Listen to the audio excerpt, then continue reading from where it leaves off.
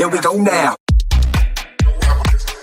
Welcome to it. Welcome to this week's edition of TV's Rob is Unwoke. I am your humble host, TV's Rob, and it's been another crazy week out there in the world, crazy week in the news, and I'm pretty sure that you've all heard about all of the stories going on. So I'm not even going to cover the main things that are in the news because what's the fun? What's the fun in that? But hey, this week I've got a special treat for you.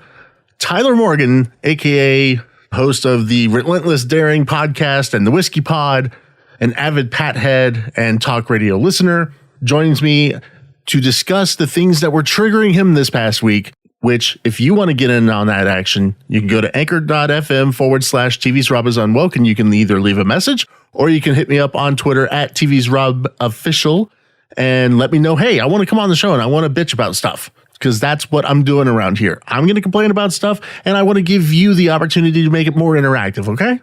So join me for that.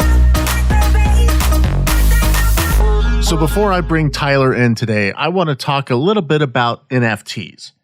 What in the hell is an NFT, or non-fungible token? I've been seeing all of these stories in the news lately about NFTs. Everybody's selling NFTs. What the hell is an NFT? I've been trying to figure this out. I can't. For the life of me, I cannot figure it out. Let me share a couple of the stories out there this week that I've seen about NFTs, non-fungible tokens. Emily Ratajkowski, I think that's how you say her name. Either way, model. She sold an NFT for $140,000 through Christie's auctions. Now, what do you get for your $140,000 investment? Well, technically, they didn't buy anything physical to hang on the wall. So this picture of her from a Sports Illustrated swimsuit edition with just a bikini top painted on her, you get a picture of a picture, a digital token of this picture. You get the digital ownership of the picture of her standing in front of an image of her that an artist co-opted for his own series, but you don't actually get anything to hold on to. That's the part where I'm really lost with all of this NFT stuff. But back to Emily. In a 2020 essay for The Cut, she said that she was paid a measly $150 for that image, the one of her from Sports Illustrated, which was part of that shoot. The artist, Richard Prince, co-opted the image for his show, and the model bought it back for more than $80,000. Now, the buyer of the NFT that paid $140,000 will supposedly be helping her reclaim her image after having it wrested from her for another's profit, as Christie's Auctions essay says. Works of unnamed muses sell for millions of dollars and build careers of traditionally male artists, while the subjects of these works receive nothing, Emily wrote on Instagram. Of course, we had to make it about sexism and misogyny. NFTs carry the potential to allow women ongoing control over their image and the ability to receive rightful compensation for its usage and distribution. So what are we doing with this here? Now, she owns the image, as the image is not part of the medium. The work itself is the token alone, and the buyer will receive a token to the work. So you get a token of the picture of her standing in front of a picture that was taken from Sports Illustrated. What?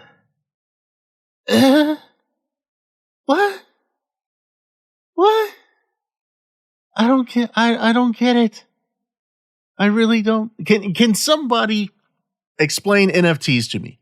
Please.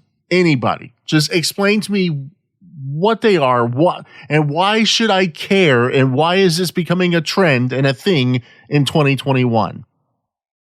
Now, that's not the only NFT-related story I've got this week. Another model / actress, Cara Delevingne, however you pronounce her name. Why do these people have to have weird last names, hard to pronounce last names? Why not just Cara Smith or whatever? I mean, I know my last name is kind of hard, but damn, it's not this hard. So anyway, back to Cara. She is now taking ownership of her body by launching an NFT centered around her vagina. That's right. Her vagina. The 28-year-old model collaborated on a film with artist Chemical X, in which she is seen speaking about her vagina while naked. And here's what she has to say about her vagina. My first word was mine. To me, that means something that is most mine. My vagina. Wow. Just wow. So deep. So prophetic. So wise. I think I'm going to launch my own NFT. And it's going to be an NFT of my junk. And I think I'm going to film a video of me standing naked saying, my first word was mine. To me, that means something that is most mine. My junk. I own it. It's mine. And no one else's. I choose what I do with it. And no one can take that away from me. Now, that auction is supposed to be going on. I guess if you want digital bragging rights to Cara's vagina, you better start bidding now. But I hope you invest in Ethereum because apparently that's how you pay for it. So cryptocurrency paying for digital art and digital tokens of things that you can't even hold. Now it makes total sense. I don't know why this was so confusing to me before. Wave of the future, man. Wave of the future. And our final NFT story of the week comes from nudist model Marisa Papen. I don't know if you've ever heard of her. I don't think I have. But hey, she's offering up her vagina, calling it the flower of life, saying it is a vulnerable, empowering, and important work of distinction. In a world of fungibility, where everything is exchangeable and interchangeable, the flower of life is truly non-fungible. There is only one of its kind, both as a work of art and its subject matter. Singular, unique, and magnificent. It's the first ever NFT of a vagina. Apparently she beat Cara to the punch. This is a historic and powerful statement on multiple levels. Firstly, the NFT movement is signaling a monumental change on how art is valued and sold. It's also bringing up questions on the notion of ownership and access. In an era where artists and content creators often create work for nothing, only to have corporate platforms like Facebook, Instagram, etc. capitalize off their work, NFTs and the blockchain offer an alternative for artists to circumvent these platforms and engage directly with those who wish to support them. Secondly, the image of a vagina is pretty much non-existent in the art world. Bullshit. It's often seen as too taboo, rather than the powerful muse that she is. How could something so exquisite and lovely be deemed too shameful to inspire great works of art? NFT is the wave, the changing art world, the undercurrent.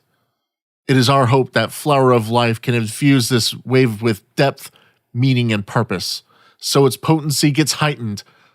It could actually transform the current. That's from the listing on foundation.app for Flower of Life. Now, that's not the only NFT that Marisa is offering up. Oh, no. She's offering up a second one of her nipple. Just one. I don't know if it's the left or the right, but apparently she's offering up a nipple too. So if you want these tokens, if you want these NFTs, if you want a piece of Emily or a piece of Cara's vagina or a piece of Marisa's vagina and nipple, get on it, folks. And be looking out in the future for my NFT of my junk. Let's bring Tyler in. I can't do any more of this.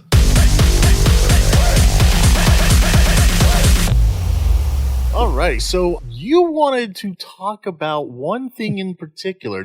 Now, obviously, this is your trigger. This is the triggering thing for you today. Am I right? Quite possibly. Quite possibly. All right, so let's see. So in the past week, we've been subjected to 2 ads by CIA.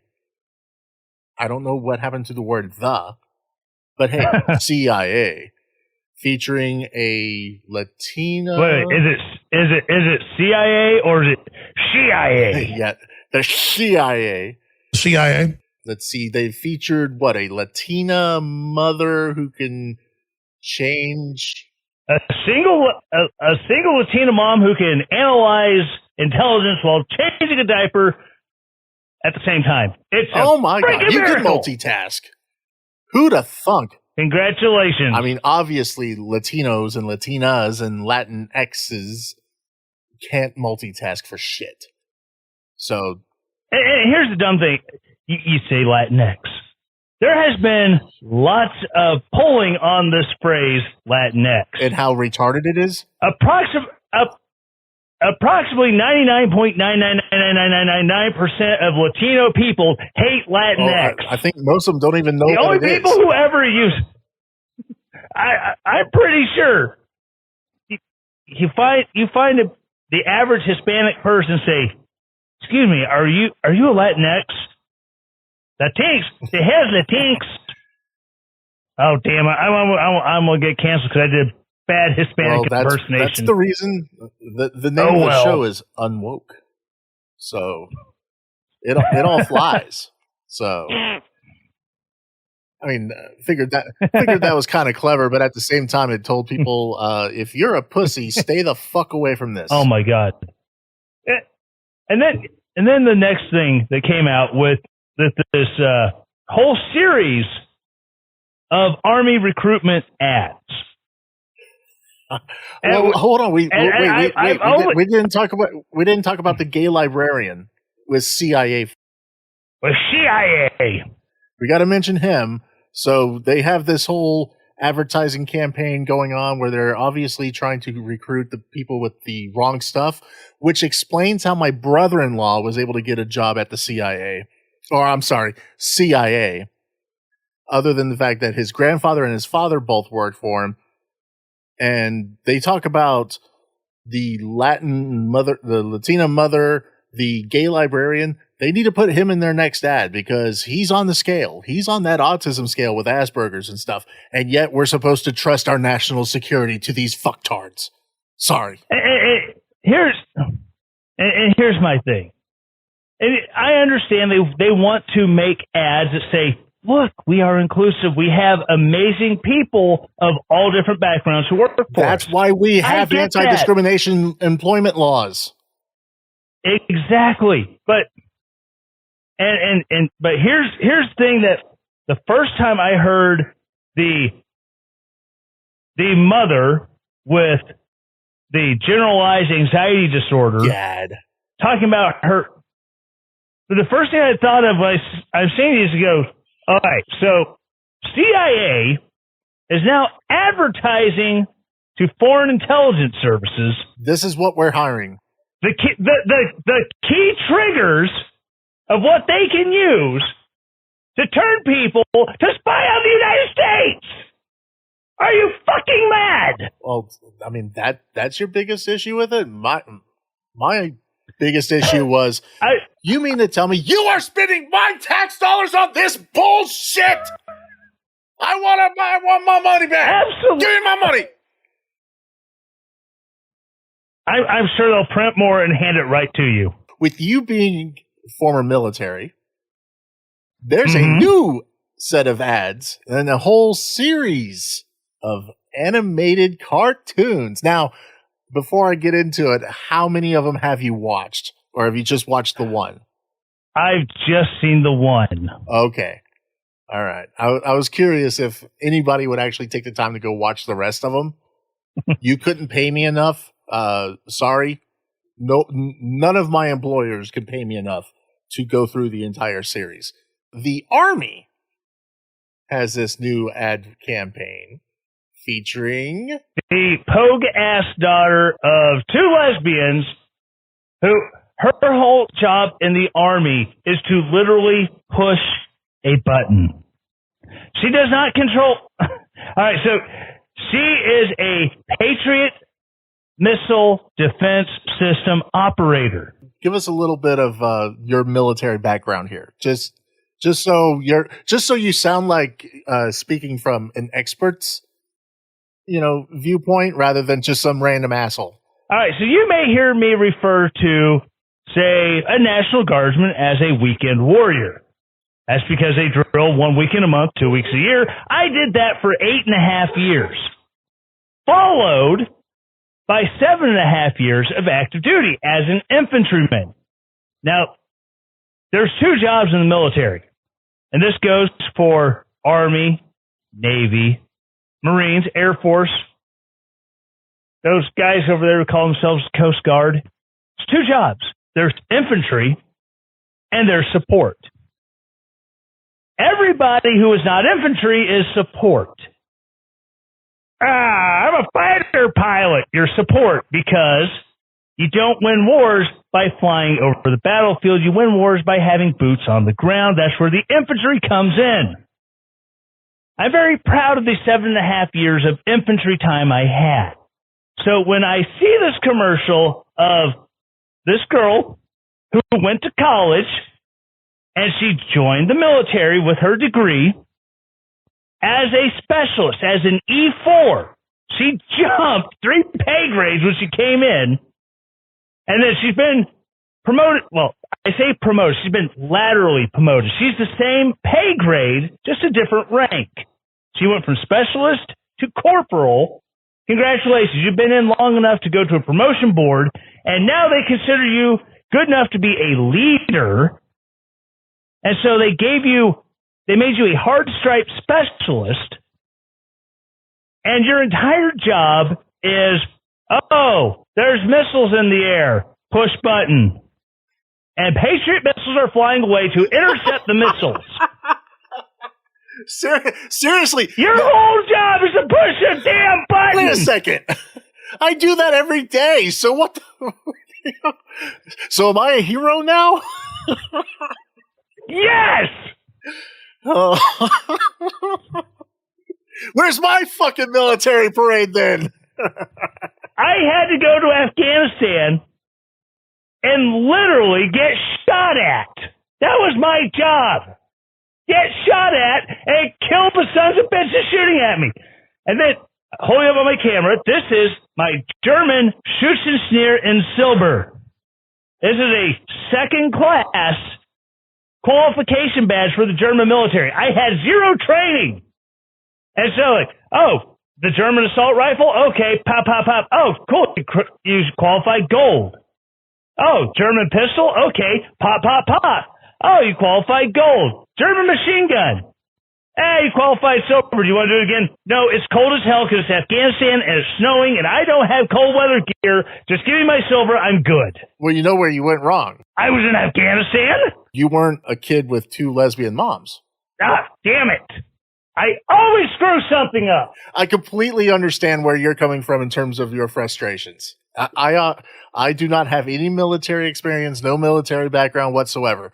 I got out of high school, went into college, and then I was immediately in the broadcasting game. What? Wait.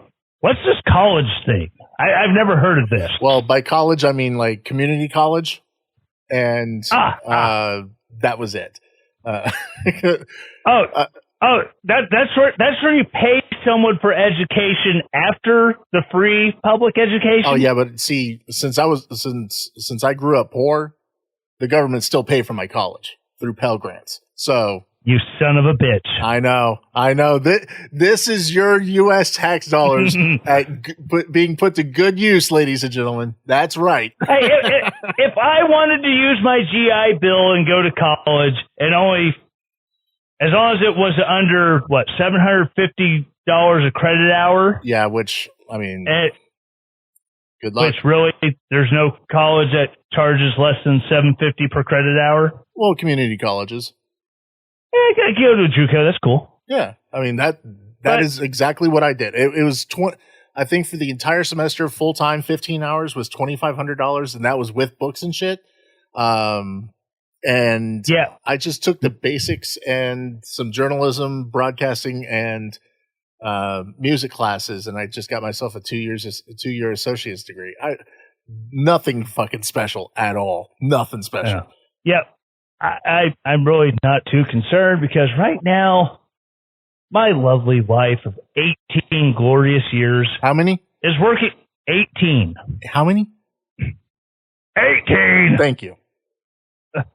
18 glorious years, is currently working on her master's degree in special education. So I don't want to really think about how much money and debt we are incurring by this venture, but it is what it is. But going back to this commercial, where it's nothing but, well, my mom's, congratulations, you had two moms. Like one of them got into an accident and was like left paralyzed, and through the pride of their family, she was able to walk for their wedding day.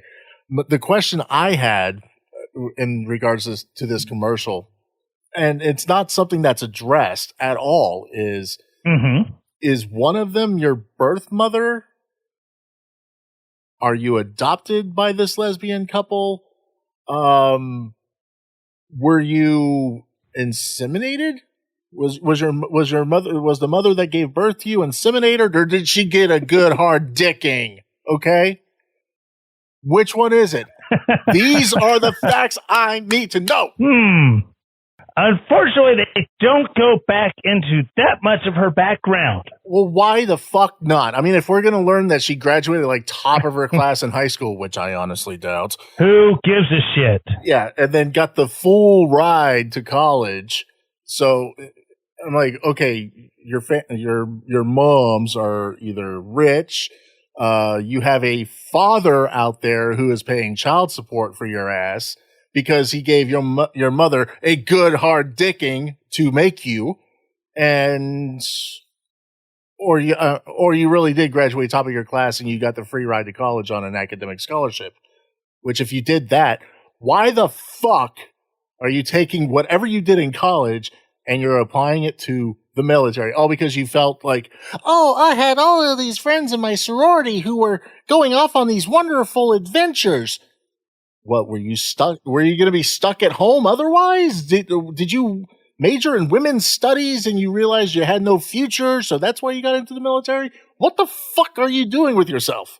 Okay, first point, I've never met anyone in the military who joined because they felt shamed into joining because of what all the other cool shit other people were doing. I've met people who, my family has a long history of military service. I lived in a crappy area and it was the only way out because we couldn't afford college. This is how I can get into college and I can serve my country. I love my country. I don't give a shit about anything else. I just want to serve my country. I've even met someone who was illegally enlisted because he was told by a judge, go to war or go to jail. He is involved in gang activity, and literally the judge said, you go see a recruiter and come back and show me an enlistment contract and I will expunge everything from your record. Nice. I'd take that deal too. He was one of the greatest squad leaders I've ever had. I still hold one of his rule number one. I keep it close to my heart every day. The Jeremy Chambers rule number one, don't be a bitch. Don't be a bitch. All right. So all these reasons that people serve the military, not one of them has ever been, well, everyone else that I went to college with was so fucking awesome that I just needed to make my own mark on this planet. Oh my God. I'm sorry. You're not serving because you want to. You're serving because you are self-serving. You want to have stories. Congratulations. You are worthless to me as a soldier. Number two. And you're pushing buttons. Okay. You're not even fighting. Okay. You're not doing, okay. You got through basic training. Yeah. And I could have done that at 22, 23 years old. Okay. I mean, that's not saying much. Yeah. I mean, I went through basic training, and then when I was in the National Guard, I was a mechanic. I had to go to an 8-week crash course and being a heavy equipment mechanic. And I had to put up with Marines at the same time because they were in the same damn course as me. stupid Marines over there acting all cool. Uncle Sam's misguided children, they live up to it. Now it sounds like you joined up because you were jealous of the Marines. Fuck the Marines. I hope they all choke on a box of crayons. You know, the branch of the military I would actually join and would really actually want to is the Space Force. I would do that too if they would take me. That's right up my alley. And guess what? Nerdy shit, I'm there. Lots of button pushing. Which I am great at. The last point, which is something that I think addresses more of your question. Who baby daddy? Yeah. I think her mom was Randall from Quirks. The one man, who has caused more women to convert to lesbianism than any other man in the world. You have to go to the Quirks cartoon to catch that reference. It's a very deep reference.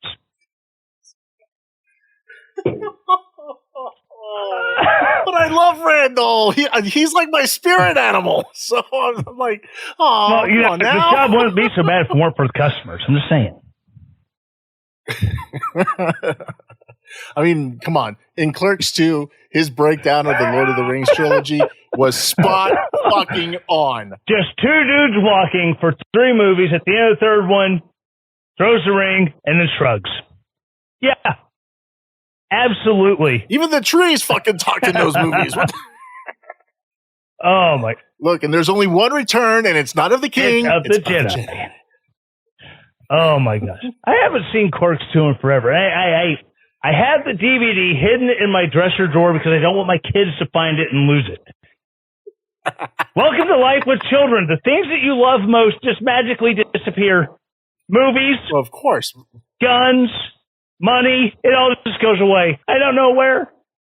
Don't ask about the guns. It's a long, weird story that I'm not about to get into because, PTSD, it hurts. Hey, I'm taking it back. Kinky Kelly and this sexy stud. Hey, get ready for some hardcore bestiality. Interspecies erotica, fucko. Oh, people are going to be listening to this episode going, what the fuck did we stumble into? Fun? It went from bashing some chick in the military to quoting Quirks 2, which 90% of people have not seen. You brought Randall into this. I did bring Randall into it. Look, I'm not even supposed to be here today. I can find. Is this really shoe polishing here? And I love that bit went on in every single fucking movie. Even in now you've just set me down the rabbit hole. My job here is complete. The Jay and Silent Bob reboot. Have you seen that? Unfortunately, I have not, and I really, really want to. Yes, you can spoil it for me. I don't give a damn. Well, I mean, you have seen Jay and Silent Bob Strikes Back, right? Of course. Okay, well then you've already seen it. Just imagine older.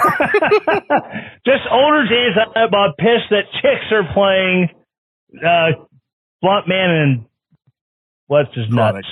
Chronic, yeah. Yeah, but they took away Chronic's dick. Those sons of bitches. They took away Blunt Man's dick. Sorry. But did they still get freaking Luke Skywalker to play Cockknocker? That's the only question. Spoilers. No, who was it? I think he had like a brief moment in there, but he was not as like Cockknocker though. I mean, but hey, Chris Hemsworth shows up. Great. Now my daughter's going to want to watch it because it has Thor. Yep. Son of a bitch. And it's got Shannon Elizabeth and Rosario Dawson. But of course, Okay. Rosario is not playing who she did in Clerks 2. Shannon Okay. Elizabeth did in Clerks 2. Shannon Son of a Elizabeth gun. is still Justice, and Justice decided to go for the muff. You know what? She probably gave birth to the kid who was in that ad. So she's Jay's daughter? Son of a bitch, we figured this out. We figured it out.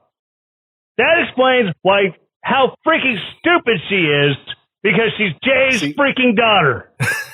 It's a circle. We did sake and we circled back. We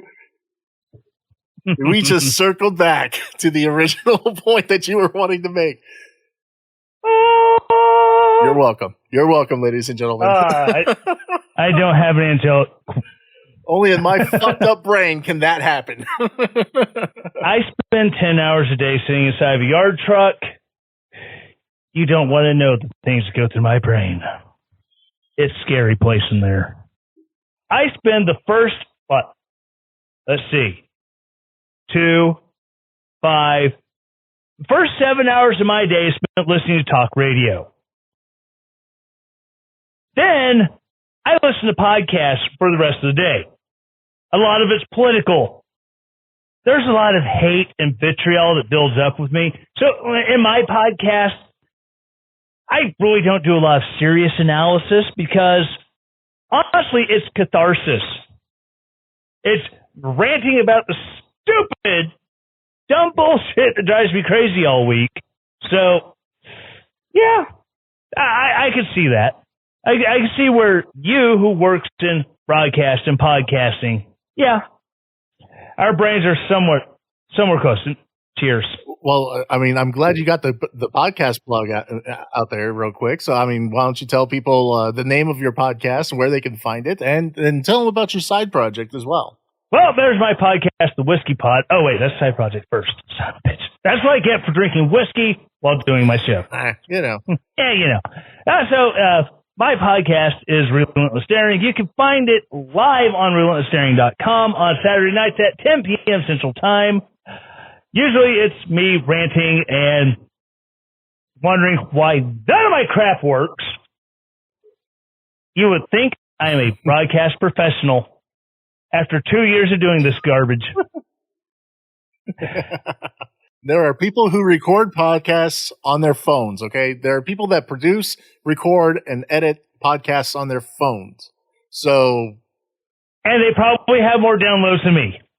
I wouldn't necessarily go that far, but it's possible. But, I mean, if you're worried about your stuff not working... sarcasm. If you're worried about your stuff not working, think about it. There are people using their phones. Yeah, I'm doing a live cast. That's the big problem. Yeah, that's hard. But if you don't want to stay up till 11 o'clock Eastern time to listen to me rant and rage, you can always listen to it on demand whenever you want on Apple, Spotify, Google, all the major podcast places, including iHeartRadio and Pandora. I don't think 11 o'clock Eastern on a Saturday is, a time where people would want to go to bed. I think most people are thinking, it's Saturday night. The last thing I'm going to do is listen to the rantings and ravings of a madman. It could be. But I could be wrong. There's still a few people who show up. They want to listen live, and they give me crap in the live chat. So if you're on podbean.com listening to it live, there is a chat room. And you can do like certain other listeners. Pretty Princess Steve, I'm looking at you right now. Drilling holes through your forehead because you are the master of derailing my train of thought. Son of a bitch. You can get on there, you can try to derail the train of thought, or you can listen, like I said, you can listen to it live or you want, such as relentlessdaring.com. You can stream all the back episodes there. Then there's the side project, which I haven't worked on in a while. It's called The Whiskey. Before you go on that one, let me ask you a quick question about your live stream. Yes. You said it's available through Podbean and your website. Now, is it just audio or is there video as well? Or is it? It is. I'm curious because it is just audio. Oh, come on, you pussy! I see you. I will make the 10-hour trip to Dallas to fuck with you up. Bring it. I know you just. I know you just say to had you your the knee same thing I fixed. say to Jules. Bring it. But as a I keep telling him, bring your ass down to Texas. We'll race the Stangs. It's all good. I don't have a Stang. I just have a Jeep Wrangler. I will just crawl through all the muck and mire to get to you. You cannot hide. All right. So tell us about the whiskey pod. The whiskey pod. That's why I really need to take a break from ranting and raving about politics, and I want to get into one of my favorite subjects, which, if you could see behind me like Rob can, there's a shelf of whiskey. Most of it's bourbon, but there's some Jameson Irish whiskey. There's a little Crown Vanilla. I don't serve whiskey, that's liqueur, but, it's great in cream soda, root beer, things like that. And a wee bottle of scotch. Oh, there you go. And a little bit of rye. I'm seeing a dead soldier there on the far end there, and is that Knob Creek? That is Knob Creek. I think dead soldier. I think Joe Boo needs a refill on some of these. Yeah, it's Knob Creek Single Barrel Reserve, 120 proof. One of my favorites. Don't worry, I'll replace you soon, my friend. Replace you soon. And I do have one that if you're ever vacationing and going through Lebanon, Missouri, please check out T's Redneck Steakhouse, because it's the only place where you can get this wonderful bottle of Acres Select Single Barrel Bourbon. If I tell them you sent me, do I get a discount? Do you get any extra money? I get absolutely nothing. You get absolutely nothing except a very tasty bourbon that is made. It's made like they literally have the distillery in the restaurant. Awesome. They distill it there. They age it there. 100% legal. There's nothing criminal going on here. I promise. Hey, you ATF, go away. I'm not doing anything illegal. No. It's the AFT. Oh yeah, I forgot. Joe renamed it. Son of a bitch. Yeah. Well, I mean, it's funny. I noticed that he's gone from virtue signaling, "Hey, wear your mask," everywhere he goes, except when he's posing with the midget Carters.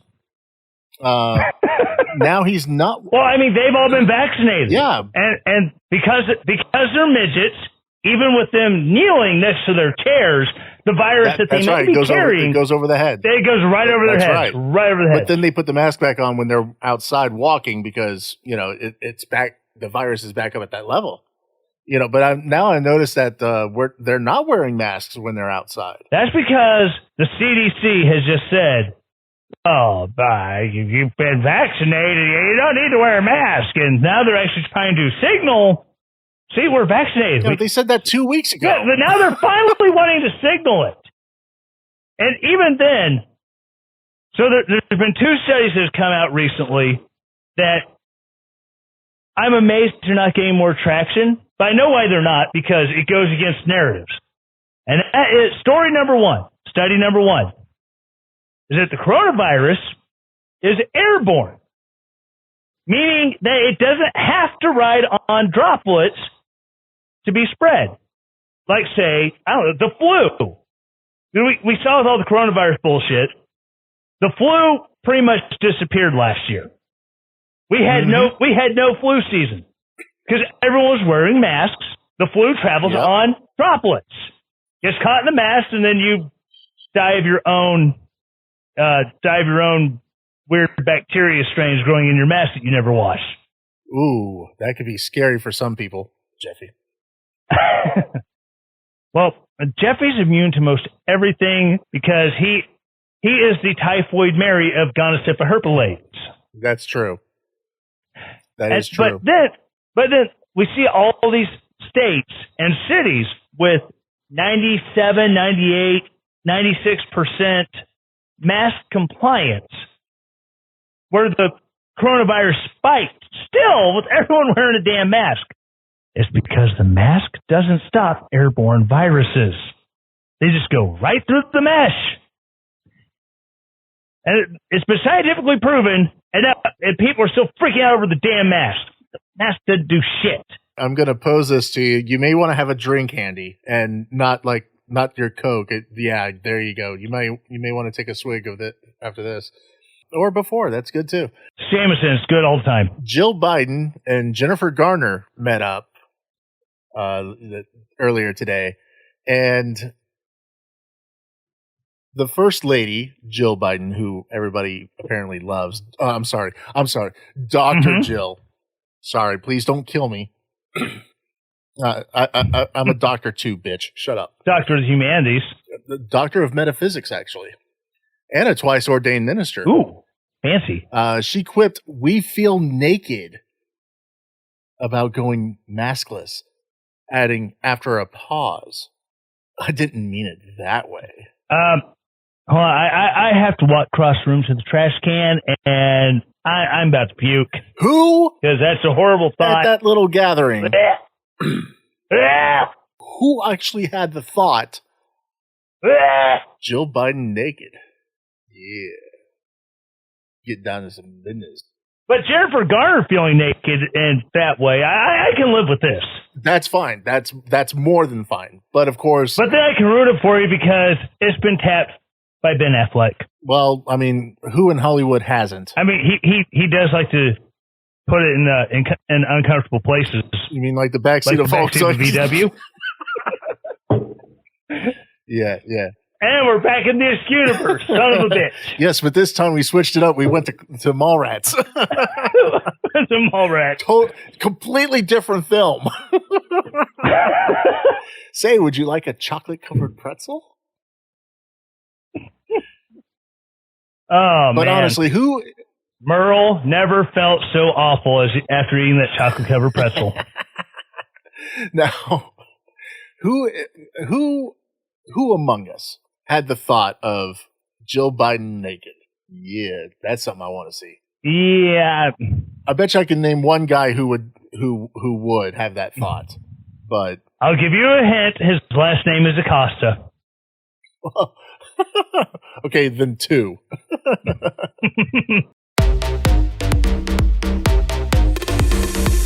Well, that's going to do it for this week's edition of TV's Rob is Unwoke. A special thanks to Tyler Morgan, host of the Relentless Daring podcast and the Whiskey Pod. You can follow him on Twitter at Daring Podcast. If you want to get in on the action and make your mark on the show, go to anchor.fm/TV's Rob is Unwoke and leave a voice message. I'll play a selection of messages in future episodes. Or if you want to come on the show and talk about something that's really pissing you off, send me a message on Twitter at TV's Rob Official. We'll discuss whatever is on your mind. Whatever. Nothing is off limits. Nothing is off the table. I promise. Special thanks to my wife and producer, Nikki. You can follow her on Twitter at DFW Radio Girly. That's girly spelled Girlie. You should really follow her. Think about it. She has to put up with me on a daily basis. So maybe you can make her laugh. Also, thank you to Ryoga the cat, wherever he is. Sometimes he makes an appearance on the show. Today, he's just banging around the microphone, and I think he's sleeping. So, excellent time to record. Anyways, that's going to do it. We'll see you next week.